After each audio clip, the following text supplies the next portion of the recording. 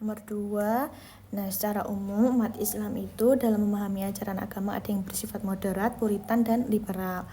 Jelaskan masing-masing kelompok tersebut beserta turunan kelompoknya dan mengapa bisa terjadi perbedaan tersebut. Padahal sumber ajaran primernya sama, yaitu Al-Quran dan Al-Hadis. Yang pertama yaitu moderat. Moderat itu pendekatan seimbang antara tradisi dan modernitas, beradaptasi dengan konteks zaman tanpa meninggalkan prinsip dasar Islam. Turunan kelompoknya ada NU atau Nahdlatul Ulama, yaitu mereka menggabungkan tradisi dengan isu sosial modern. Kemudian ada Muhammadiyah, itu fokus pada pendidikan dan pembaruan sosial. Nah, penyebab perbedaannya kontekstualisasi ajaran dengan sosial dan budaya modern, kemudian fleksibilitas dalam penafsiran hukum fikih. Yang kedua ada Puritan. Nah, Puritan itu menekankan pemurnian ajaran Islam sesuai dengan teks asli atau bisa menolak inovasi yang tidak ada dalam tradisi awal. Nah, turunan kelompoknya mereka itu seperti Salafi. Jadi orang yang Salafi itu kembali ke pemahaman Islam masa salaf. Nah, mereka itu menolak bid'ah.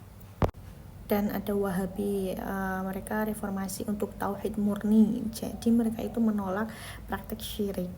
Penyebab perbedaannya interpretasi literal teks agama, penolakan terhadap inovasi dalam agama.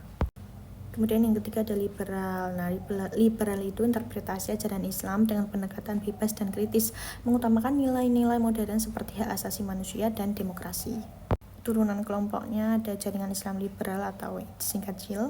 Mereka reinterpretasi ajaran Islam sesuai konteks modern. Kemudian Muslim Progresif, mereka fokus pada keadilan sosial dan hak-hak perempuan. Nah, penyebab perbedaannya kontekstualisasi ekstrem dengan nilai-nilai modern, pengaruh pemikiran barat. Kemudian mengapa perbedaan ini terjadi? Terjadi karena metodologi penafsiran. Nah, literal versus kontekstual. Kemudian yang kedua konteks sosial dan budaya atau pengaruh lingkungan, pluralisme dan konservatif.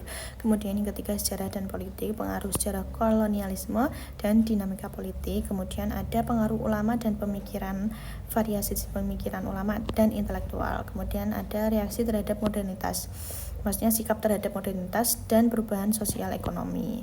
Nah, perbedaan muncul itu karena interpretasi konteks budaya, sejarah, dan metodologi yang berbeda dalam memahami Al-Quran dan Hadis.